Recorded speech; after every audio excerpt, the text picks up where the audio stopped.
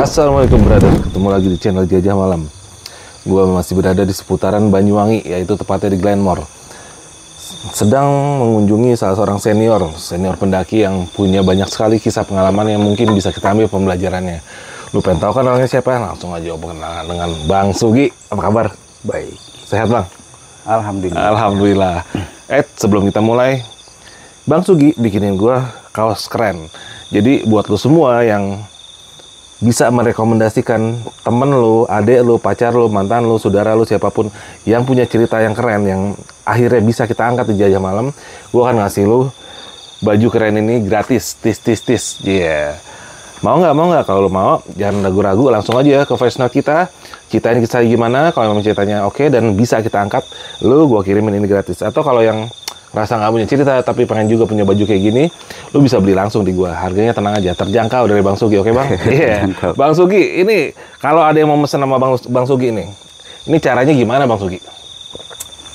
Bisa aja langsung ke WA. Ke WA, nomor WA-nya berapa ya? 081584364912. Oke, tuh, lu catat sendiri ya. Dan ini orang kalau mau mesen, itu kan artinya desain bisa dibikinin? Bisa. Wede. Atau kirim desain sendiri juga bisa. Fleksibel aja ya? Iya. Dan minimal order dari Bang Sugi berapa? Satu boleh. Satu biji boleh? Boleh. Tuh, lu dengerin tuh. Satu biji dijabarin sama Bang Sugi. Kaosnya keren bro, bahannya anget. Ini nggak ada sambungan ya. Cie. Badan gue udah gemuk nih soalnya. Pokoknya gue jamin lu nggak bakal kecewa. Oke. Langsung aja sekarang kita balik ke topik. Bang Sugi, yang kita mau angkat hari ini kisahnya yang di mana nih? Kisah sederhana di Gunung Salak. Di kaki Gunung Salak lah itu masih. Di Kawah Ratu. Kawah Ratu. Berarti ada orang hilang nih ya? Iya, jadi ada orang hilang bener. Tersesat pada saat dia turun. Bukan naik gunung nih ya. Pas turunnya? Pas turun. Nah. Tahan dulu. Biar pada penasaran, lu pengen tahu kisah gimana? Langsung aja Bang Sugi cerita, gua nggak bakal motong. Yeah. Tim Jelajah Malam mendatangi Banyuwangi, tepatnya di wilayah Glenmore, untuk bertemu pendaki senior yang tergabung dalam organisasi Wanadri bernama Bang Sugi. Banyak sekali kisah pendakian maupun cerita evakuasi yang dilakukan Bang Sugi terhadap para pendaki yang kurang beruntung mengalami musibah yang akhirnya dapat ditemukan dalam kondisi selamat maupun sudah meninggal dunia. Kami akan mencoba menggali sisi pembelajaran dan edukasi bagaimana situasi dan cara Bang Sugi menganalisa hingga bertindak di lapangan yang mungkin dapat sangat berguna bagi kita semua yang menyukai kegiatan alam agar terhindar dari bencana, seperti yang terjadi di kisah yang akan kami angkat ini. Semoga bermanfaat. Berawal dari berita dari teman gitu. Saat itu kan gue sering main ke kampus Pakuan, ya kerap sama ya anak-anak sana tuh. Satu hari dapat berita, bro, lu nggak ini ada orang hilang nih di Kawah Ratu gitu. Serius nih? Iya serius. Nah dari situ gue, karena mereka yang lebih dekat gitu ya, mereka di Bogor kan, Pakuan tuh, gue nggak terlalu cross check, tapi ini gue yakin positif. Nah ternyata memang benar beritanya udah nyebar tuh ke teman-teman di Secret, tapi gue berangkatnya nggak dari Secret, gue langsung naik motor aja karena deket kan. Sorry, ini tahun berapa Bang? Ini tahun lupa gue, 2014-an kalau nggak salah. Oke. 2014-an. Nah, gue langsung menuju ke lokasi kan. Saat itu ternyata gue nyampe di lokasi itu di daerah Pasirengit. Lokasinya itu di Pasirengit. Pasirengit itu kaki Gunung Salak. Arah Kawah Ratu ya? Arah Kawah Ratu, yang tempat orang untuk akses menuju Kawah Ratu. Kawah Ratu kan bisa diakses dari dua arah. Cidahu ya? Dari Cidahu sama dari Pasirengit.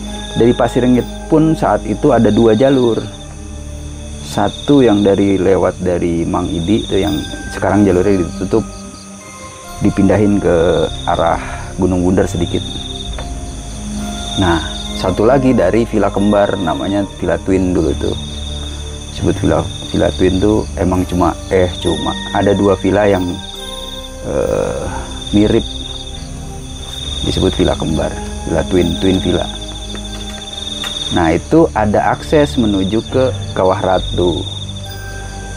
Jadi saat itu ada anak dari STAN ya, Sekolah Tinggi Administrasi Negara ya, yang sedang melakukan, ini bukan anak pencinta alam. Nah, mereka nyebutnya lagi tafakur alam gitu ceritanya tuh. Jadi kelompok yang kayak nggak punya basic pencinta alam tapi ke situ gitu. Ya wajar sih, karena juga tujuannya cuman mungkin acara di camping ground, terus ada acara trekkingnya ke Kawah Ratu. Jadi kejadiannya tuh begini, ini mereka rombongan menuju ke Kawah Ratu. Lalu rombongan itu ada namanya, dan kejadian ini menimpa si ketua rombongan, namanya Muklis Rambe. Itu mahasiswa STAN.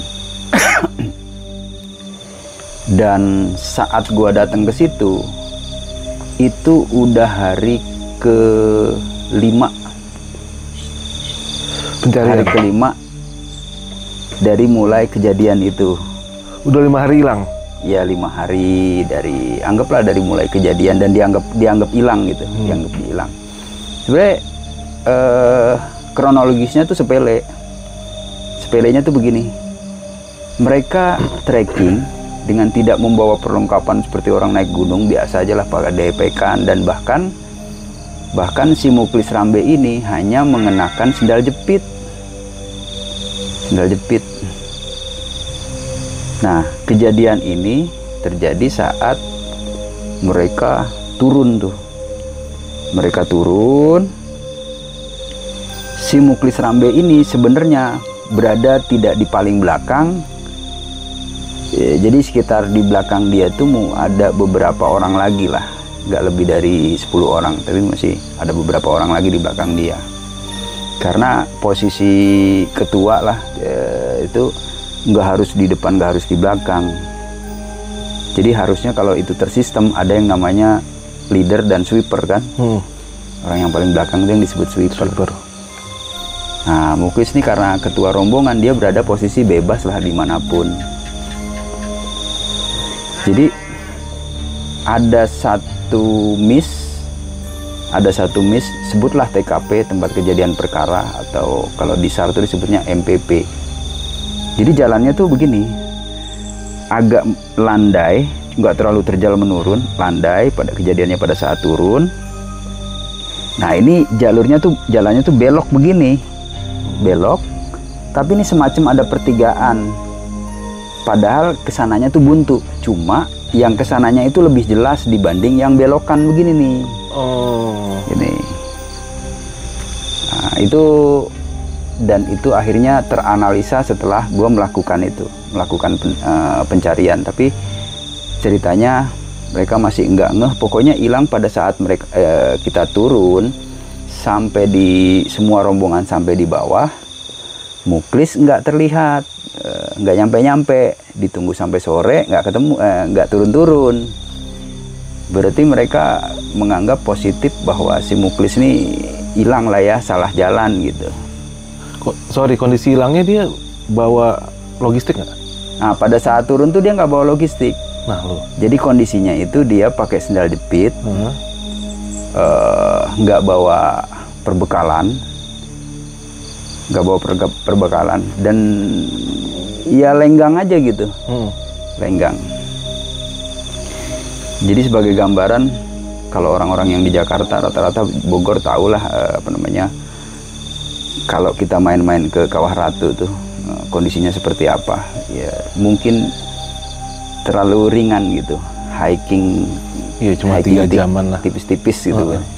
Bolak-balik itu kalau kita santai ya 3 jam. Tergantung kita mau berlama-lama nggak di kawah itu kan. Kadang ada yang mandi, ada yang pakai ini air belerang gitu. Lalu pas saat gue datang itu sudah banyak yang melakukan pencarian, tapi sistemnya sampai ada yang nyebut anak Bogor tuh SAR one day trip gitu. SAR one day trip tuh gitu, nyari sampai Kawah Ratu nggak ketemu, di situ-situ aja kan, berarti kan jalan itu pulang lagi ngosong, pulang lagi nggak ketemu. Dan dari mulai hari pertama dia dinyatakan hilang, besoknya baru mulai diadakan pencarian.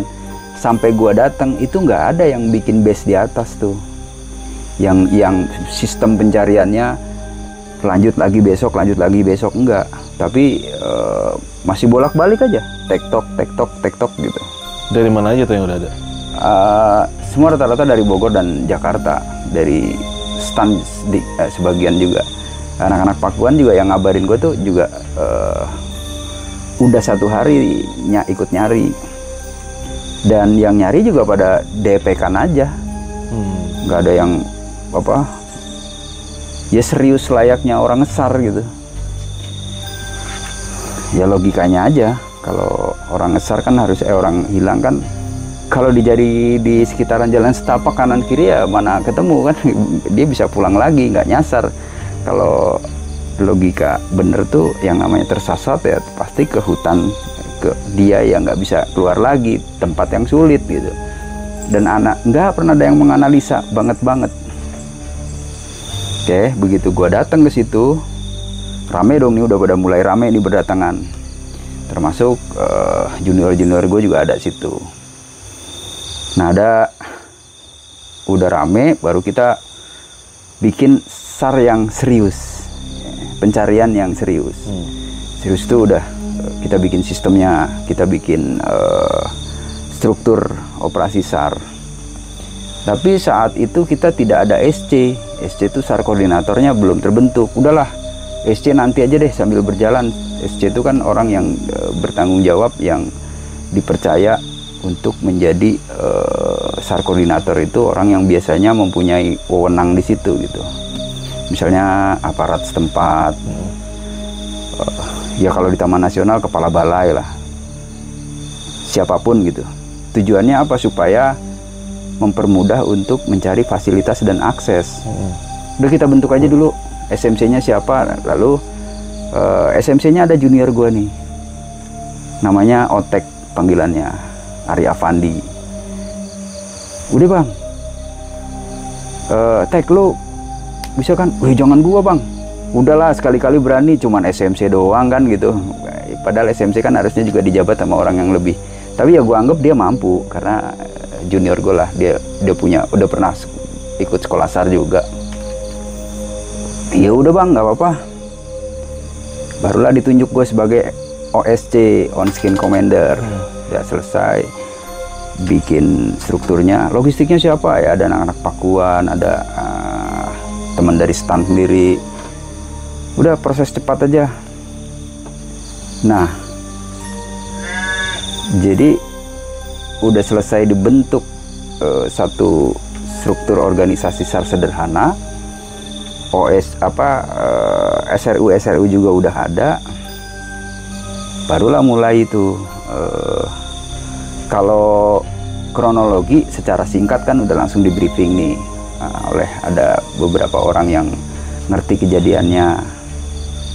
Kronologinya tuh tadi yang gue ceritain di awal, bahwa dia trekking ke Kawah Ratu seperti tadi, acaranya tafakur alam, dan trekkingnya juga nggak bawa perlengkapan yang baik gitu, juga perbekalan seadanya. Nah, sampai terjadilah kejadian tersebut. Singkat cerita, setelah semuanya terbentuk, kita mulai pencarian nih. Jadi pencarian tuh gue mulai dari hari kelima. Setelah pencarian di hari kelima baru gue masuk lah, dan terbentuk struktur yang termasuk perlengkapan komunikasinya juga ada, dukungan itu udah mulai pada datang tuh. Nah, termasuk teman-teman dari Bandung juga udah dengar berita dan merapat ke situ. Ya, seangkatannya si Otek tadi juga tuh. Kayak kita mulai pencarian, rencana akan mendirikan base OSC di dekat-dekat TKP di atas gitu. Hanya kita bawa perlengkapan yang serius lah. Dari Bandung sendiri itu dia ada bawa SSB, jadi alat komunikasi namanya SSB single sideband HT. Nah, sepanjang jalur trekking gue coba untuk mengamati jalur tersebut tuh saat pendakian kan. Lalu di tengah perjalanan ketemulah sama keluarga si korban, bapaknya dan saudara-saudaranya lah, ke situ nyari. Ikut nyari?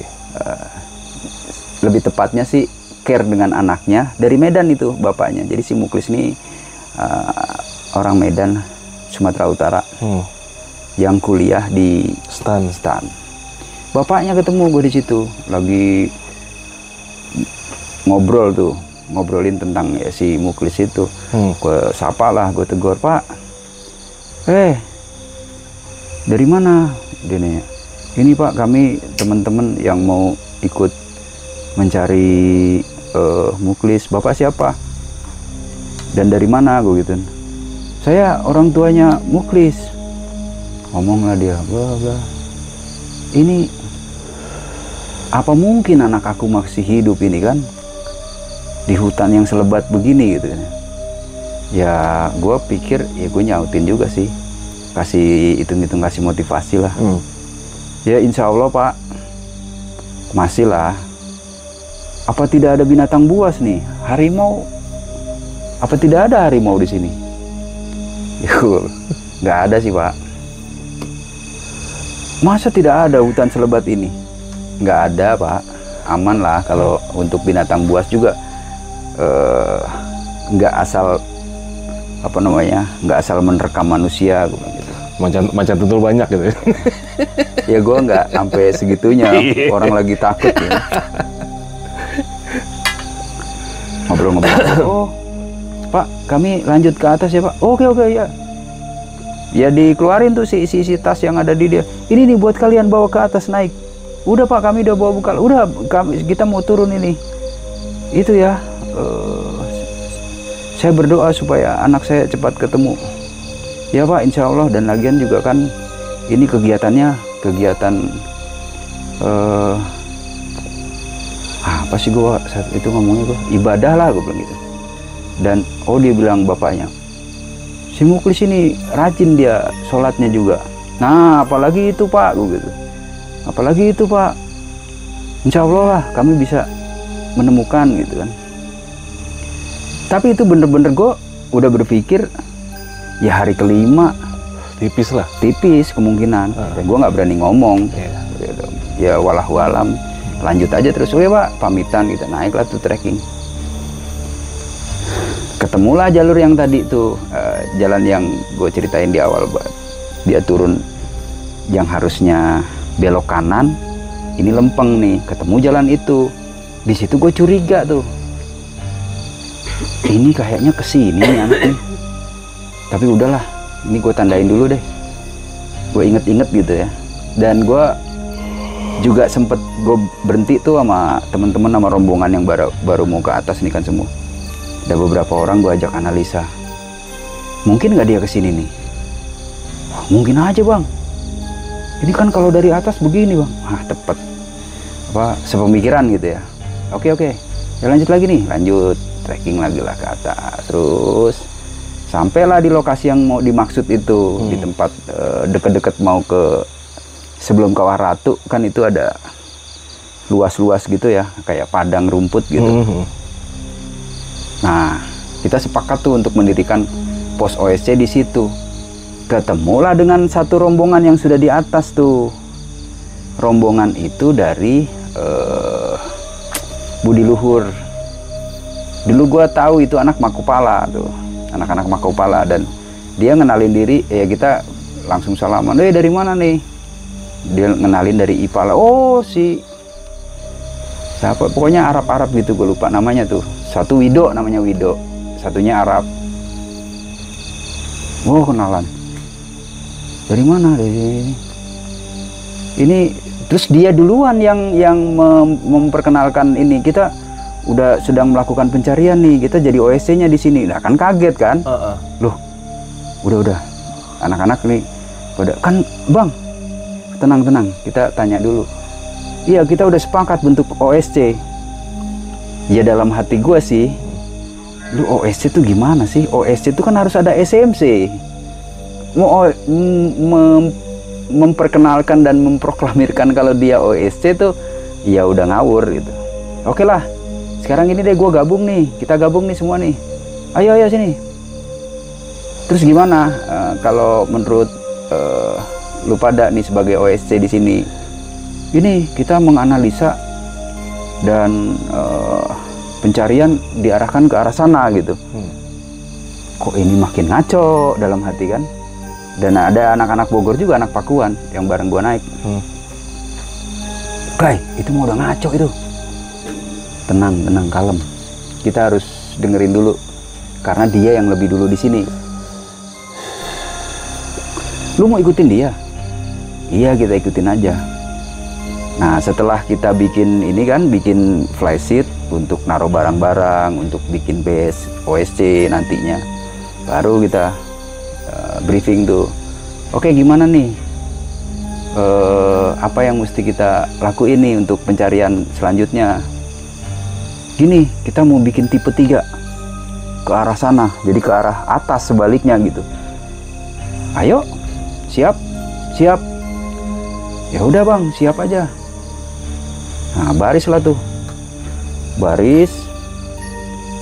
Bener sih tipe 3-nya.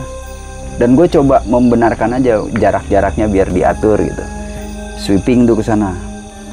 Dan sweeping begitu dikasih aba-aba, set, begitu sampai di semak-semak belukar, udah tuh ngumpul tuh. Bang, iya mah mual bener gitu kata orang si anak Pakuan kan. Iya mah mual bener, mual balik ya mah. Udah tenang aja. Kita kan udah menyelinap nih, udah hilang dari pandangan si OSC kan. Udah gini. Sekarang gini, lu pada mau nyari kemana? Wah, gue mau kesini aja bang. Ya udah, kita sambil nanti menunggu sore kita merapat ke OSC. Lu kemana deh terserah lu. Nah, gue mau ke tempat pertigaan yang tadi tuh, yang di bawah gitu. Jadi tanpa sepengetahuan OSC tuh gue potong ke kiri, terus balik lagi ke tempat jalur yang belok itu tadi tuh. Itu arah Cidahu apa Pasirengit? Arah ke Pasirengit. Belum nyampe Kawah Ratunya. Kan pada saat udah turun nih. Iya. Udah ngapain lagi ke Kawah Ratu gitu. Udah nggak ada pemikiran lagi ke sana. Karena posisinya udah turun. Jelas-jelas gitu turun. Ngapain balik lagi ke sana? Logika waras kan begitu. Oke, setelah itu si anak Pakuan nyari ke arah sana. Gua balik lagi tuh dengan rombongan anak-anak gua situ. Kita ke sana, analisa balik lagi ke pertigaan tadi tuh. Analisa ke pertigaan tadi tuh. Tapi gua bagi dua ya, tim yang dari gua tuh. Yang dari Wanadri gitu. Gua bagi dua, sebagian stay di flysheet, stay di base OSC sambil bangun ini alat komunikasi, bangun basecom. Nah, gua ke arah tempat pertigaan yang tadi, gua analisa tuh. Coba kita simulasi nih, gue bahasanya simulasi. Anggap lu udah capek, lu naik dulu ke atas baru turun gini. Coba deh semua turun. Ya itu rata-rata begini, ke arah yang jalan nyasar itu, nggak belok begini. Nah, akhirnya diterusin tuh ke sini, terus ditelusurin, dan jalan itu buntu. Jalan itu buntu tapi masih ada semak belukar yang bisa diterabas gitu.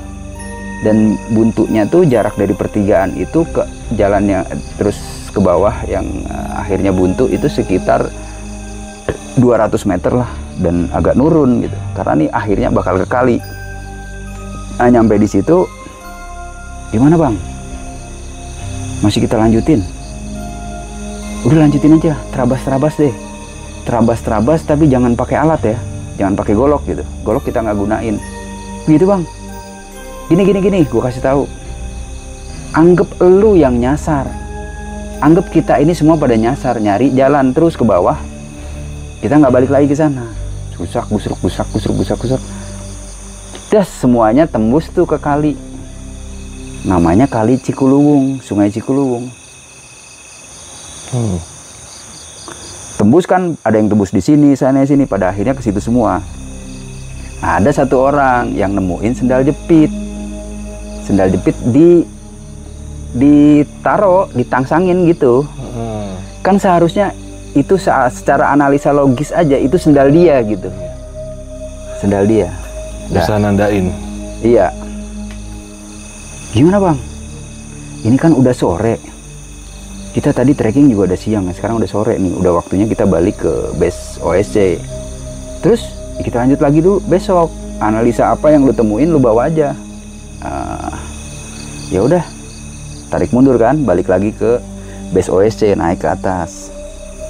Di OSC, cuman jangan laporin ke OSC yang si Wido ya. Gue bilang gitu. Keep aja nih sendal nih.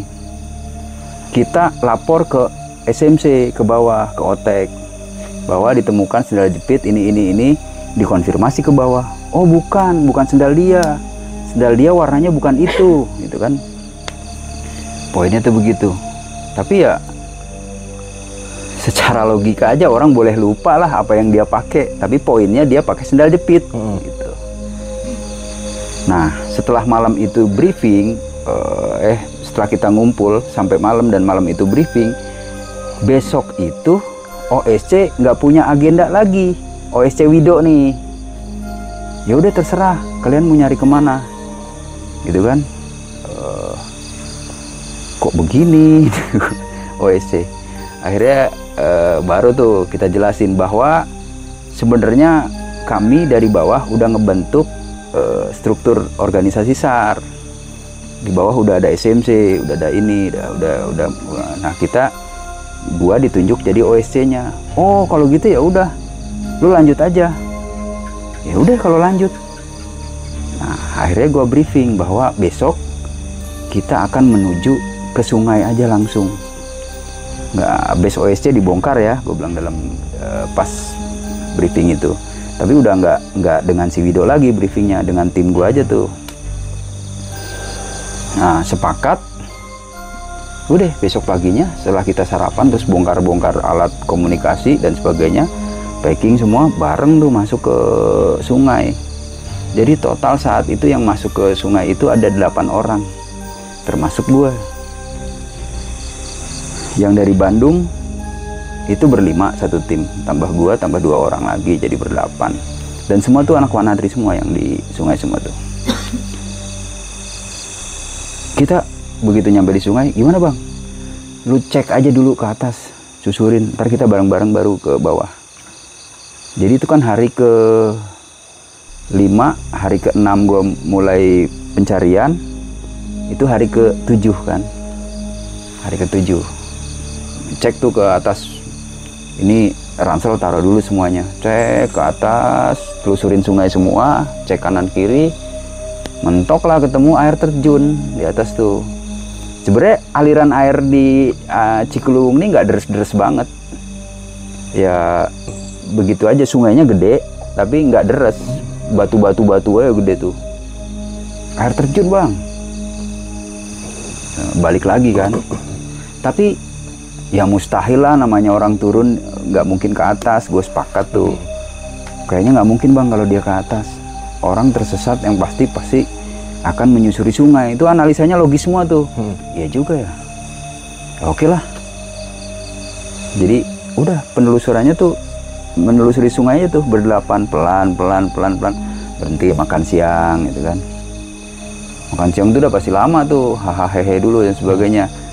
Kan tinggal penelusuran aja. Nah, dan tadi malam itu juga kan kita buka komunikasi bahwa yang dari bawah itu udah banyak mulai tim SRU berdatangan, dan rencana juga dari bawah ada yang gua arahin untuk menyelusuri Cikuluwung dari arah bawah.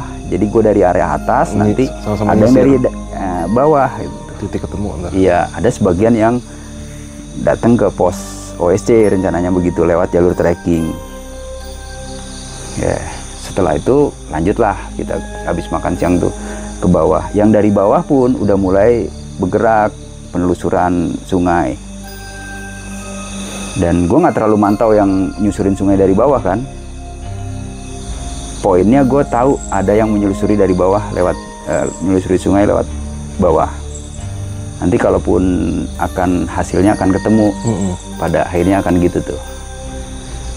Lanjut pencarian ke bawah sampai menjelang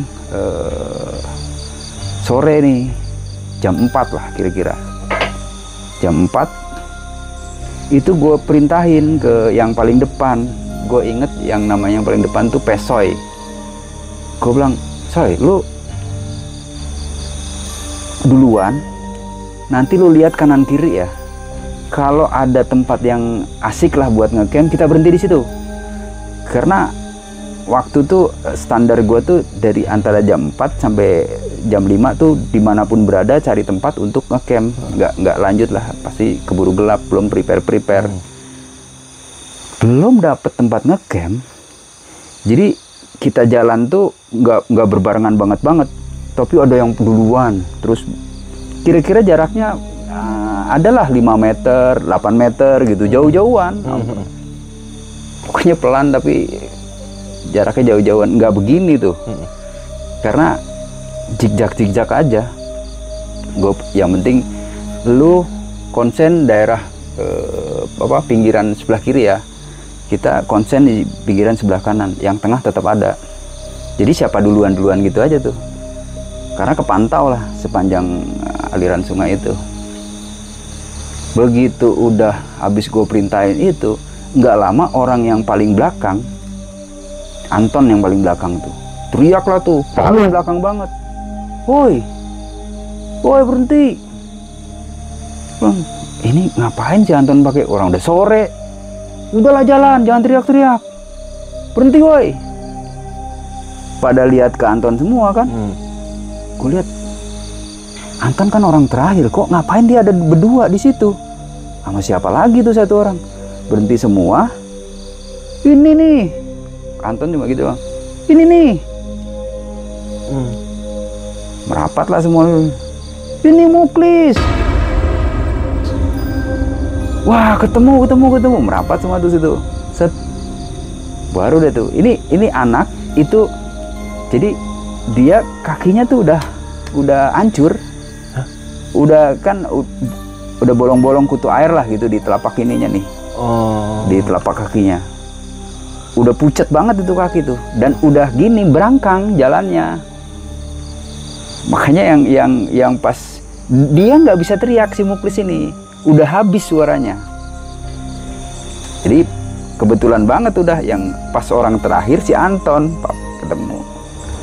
Wah ini lah, rame lah tuh. Gimana bang? Tenang gue bilang gini. Sekarang gini, lu sebagian buka sebisa mungkin ini sebelah kanan sungai, kita diriin bivak. Laporan bang, tenang, ntar dulu. Lu bikin bivak, lu cari kayu bakar, bikin api unggun, lu masak air, habis itu masak.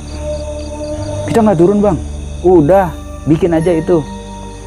Ya kebetulan gue saat itu paling senior ya di antara mereka tuh, udah nurut aja udah bikin. Lu rawat itu si Muklis. Ih bang, bajunya kaos, basah demek.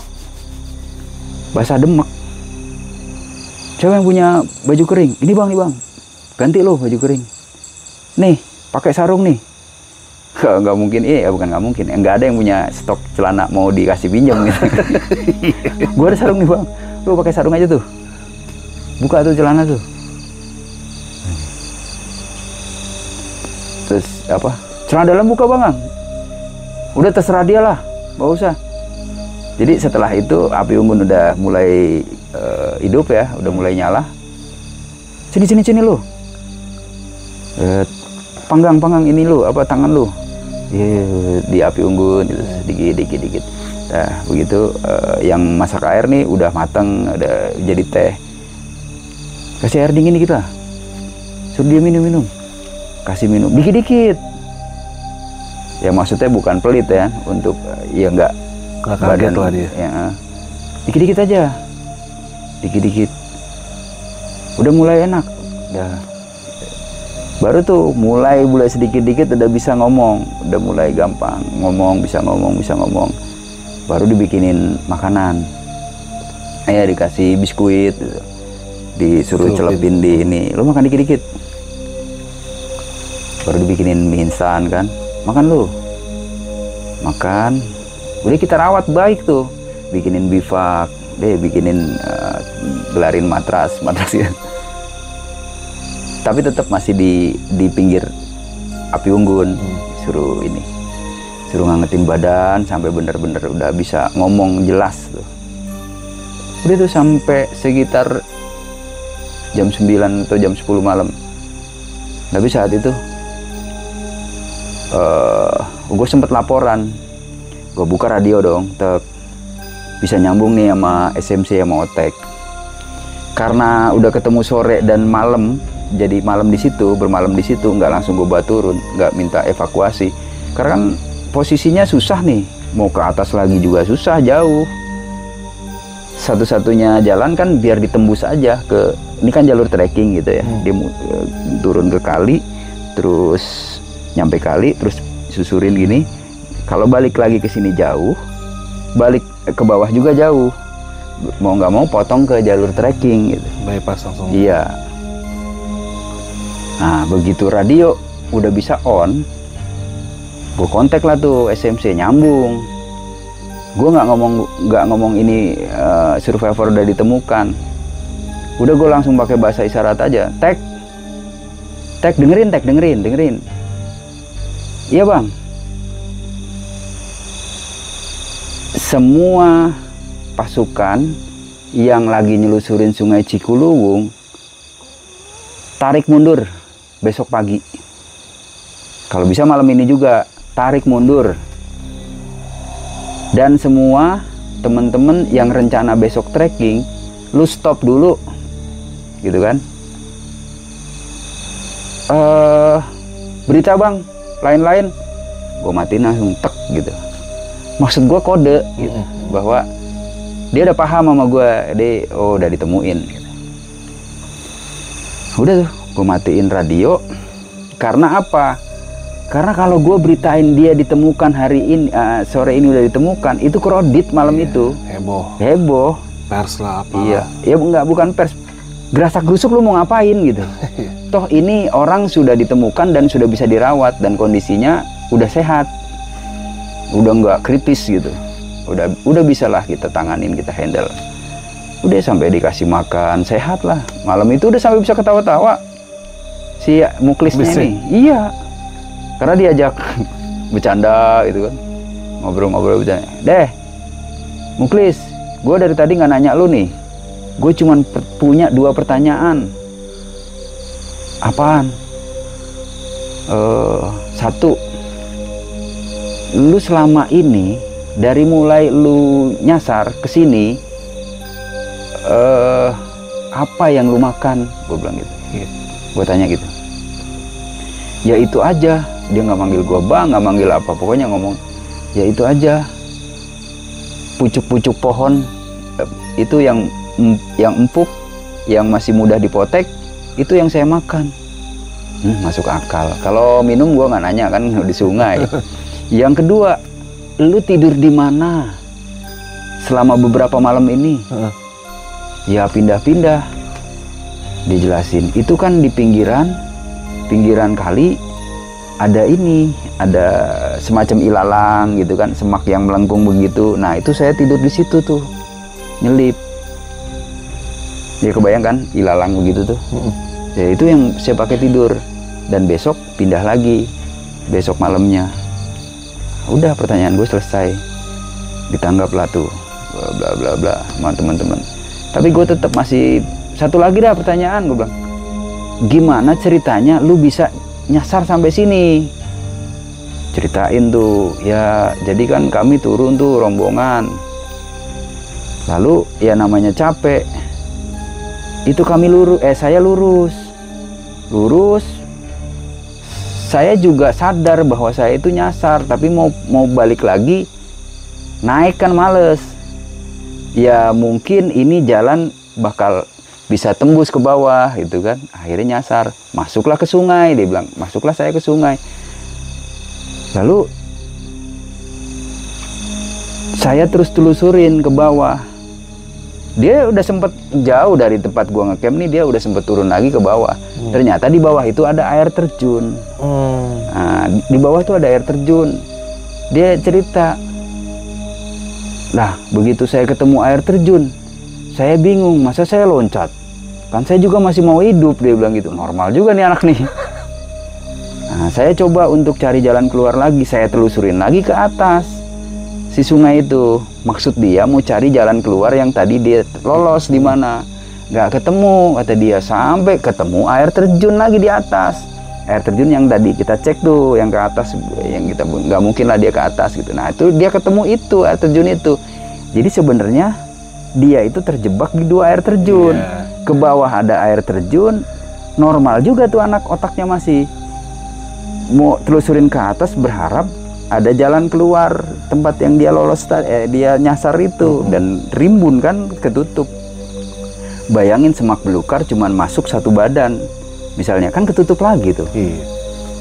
Nggak ketemu lah tuh, akhirnya dia berkutat di itu aja tuh.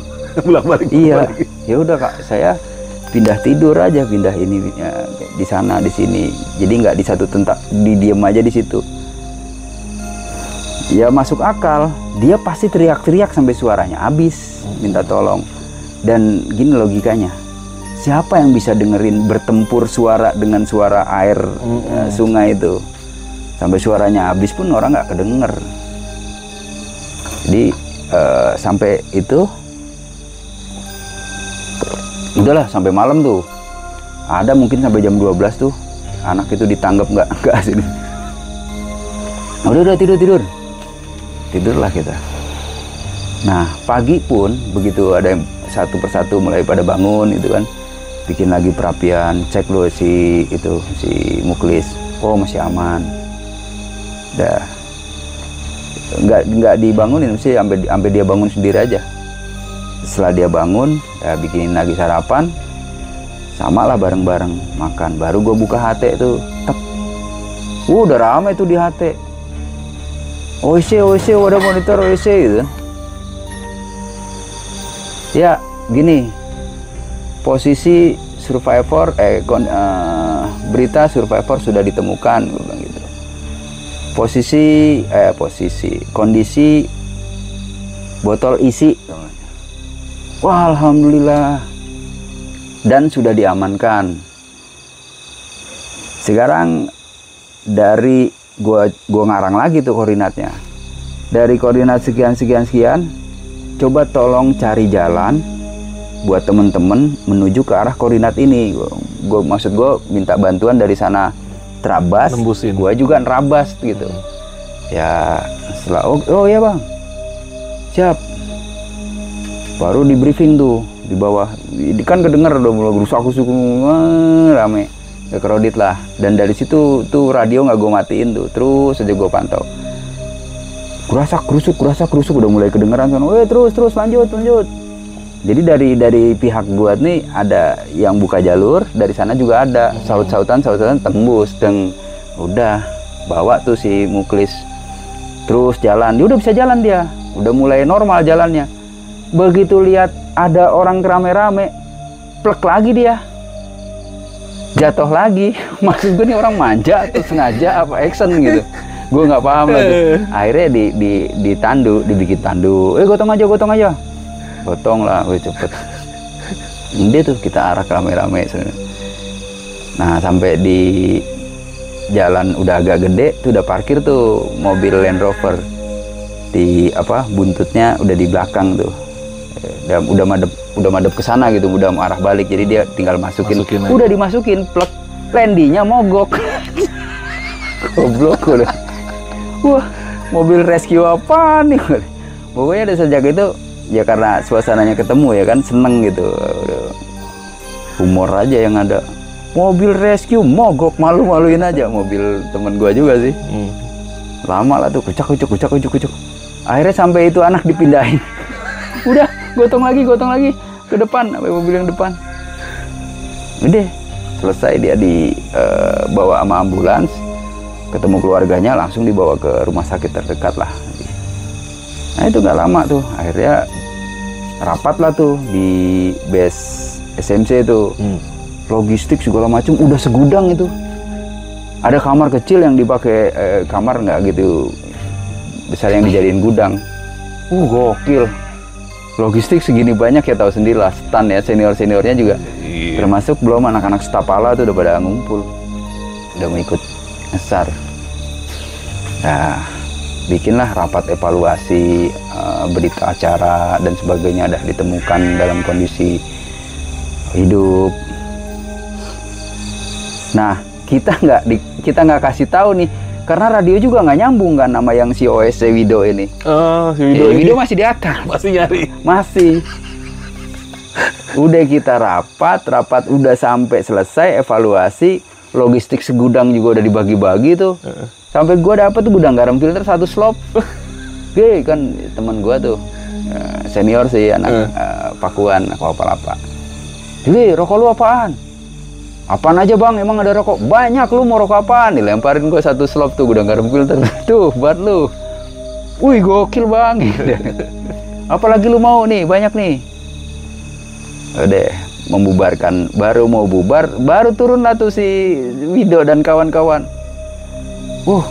Udah ketemu ya? Udah ketemu? Iya lu kemana aja?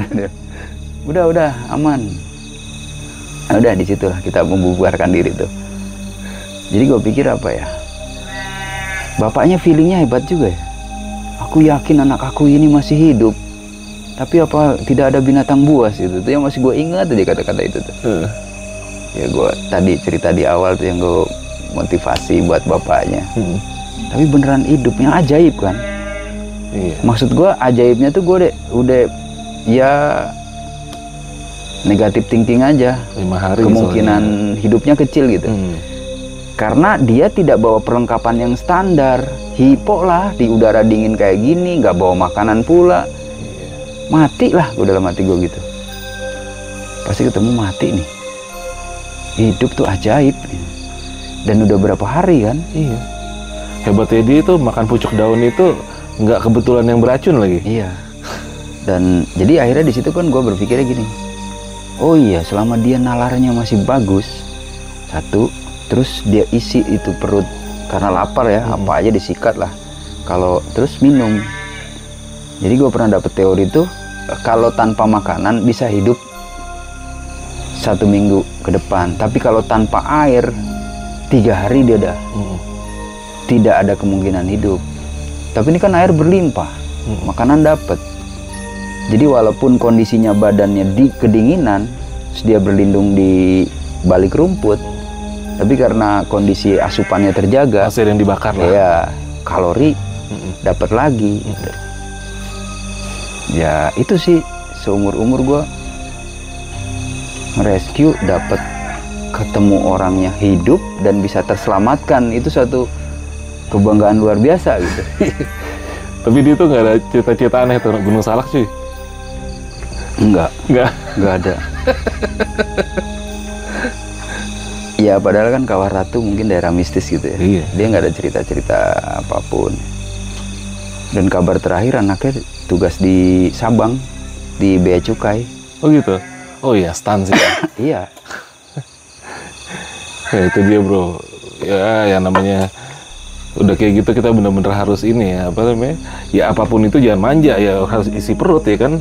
Iya. Mau survive. Daya survivalnya itu yang tinggi, keinginan untuk hidup. Iya. Jadi kalau orang udah frustasi ya itu yang udah parah tuh. Mental kan jatuhnya, mental drop udah parah. Jadi kalau keinginan untuk hidupnya masih tinggi, ya itu tadi jawabannya. Ternyata dia bisa hidup. Iya. Kan ini hal yang serius buat gue tuh, tanda tanya besar. Dan logika itu jadi terjawab gitu. Karena memang kenyataannya begitu ketemu hidup. Iya. Wah, tapi itu kondisi kakinya tuh maksudnya udah yang kan kena air terus.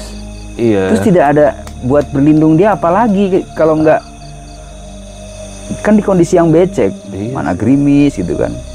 Dan kebanyakan hujannya. Dan itu dia pakai jaket full ketemu? Nggak ada jaket, kan pakai kaos. Kaos doang? Iya. Kok bisa hidup lo? Nggak paham gua. itu hipo lah minimal bisa kena itu. Iya. Ya mungkin itu tadi tuh, keinginan untuk hidup, mungkin tak gua tambahin plus doa lah. Iya, benar. Apalagi dia kan ibadahnya rajin ya, mungkin dia juga berdoa ya. Iya. Pertolongan Tuhan lah pastinya. Wah, keren sih, keren. Makanya bokapnya tadi bilang bahwa anak aku itu setauku dia rajin sholatnya gitu. Oh, itu kemungkinan berarti anak bapak masih hidup gitu. Padahal lu menghibur doang gitu. Iya. Ya secara logika aja. Iya. Gua aja datang hari kelima, terus dia tanpa makanan dan pakaian yang tidak memadai. Nggak ada tebakan itu bisa ketemu hidup. Nggak pakai alas kaki pula ternyata. Iya. Dan terprosok lah gue pikir gitu kan. Yang udah-udah kan begitu. Jadi kalau ada pertanyaan gue dari beberapa gue cerita, ada yang hidup, ada dapet. Ada yang ketemu hidup terus mati, ada. Iya benar. Yang kebanyakan ketemu bangke. Jenazah bangke. Iya jenazah. Iya. Ya, sama aja. Cuman bahasanya aja. Oke, jadi sebelum kita tutup Bang Sugi, ini dari kasus ini nih, pesannya Bang Sugi apa sih yang bisa diambil nih buat kita semua? Es teh manis 2. Enggak.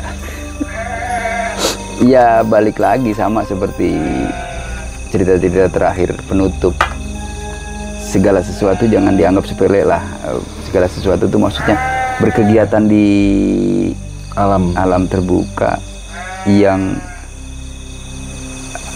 sebenarnya apa ya? Sebenarnya di tempat yang ekstrim lah itu termasuknya. Gunungnya. Iya, kan udah pasti dingin, cuacanya juga tidak menentu. Apalagi Gunung Salak yang terkenalnya tuh hujan aja dan hujan terus. Iya. Di saat musim panas sekalipun dia mau hujan aja di atas. Iya, apapun kegiatannya harus benar-benar diperhatikan. Mau ngapain, berapa lama, bawa apa. Kan persiapan itu.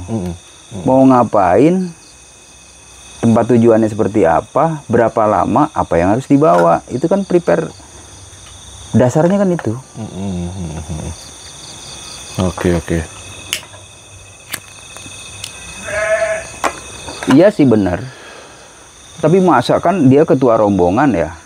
Setidaknya punya referensi tentang si Kawah Ratu itu sendiri. Iya. Walaupun itu bukan naik gunung, sifatnya begitu.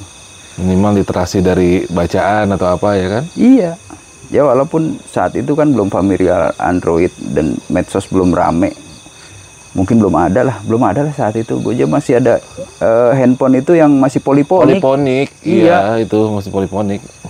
Belum ada GPS dan macam-macam itu. Belum. Gue lupa itu 2010-an lah. Gue lupa. Tahunnya gue lupa. Oke deh kalau gitu. Ini mudah-mudahan dari apa yang dia diceritain Bang Sugi ini banyak yang bisa kita ambil pelajaran ya, yang dimana keinginan bertahan hidup itu adalah hal yang paling utama untuk lu survive. Walaupun gimana pun kalau udah drop, udah putus asa, ya udah selesai deh. Oke deh Bang Sugi, sebelumnya gue thank you banget nih. Udah biar nginep 2 hari di sini, diceritain lagi ceritanya, dan kalau bisa besok pagi nambah 1 cerita lagi ya. Waduh. Waduh, langsung. Oke, gue Arvin dari Jajah Malam dan Bang Sugi, kita undur diri dulu Bang ya. Siap. Kita ketemu di episode selanjutnya. Assalamualaikum warahmatullahi wabarakatuh. Langsung waduh.